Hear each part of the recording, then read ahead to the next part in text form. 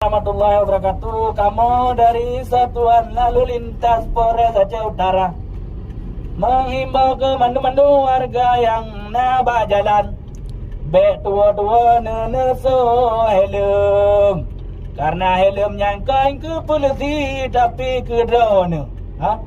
Pajan perle helm di saat drone rubah bekau lenya beruntingat tanda jilung na fuso helm.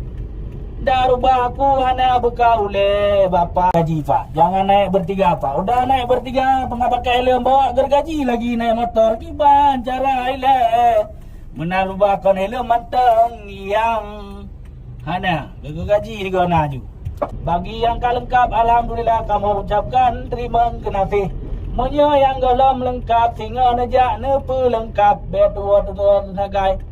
Yang ke yang kamu sampaikan lebih dengan kurung. Assalamualaikum warahmatullahi wabarakatuh.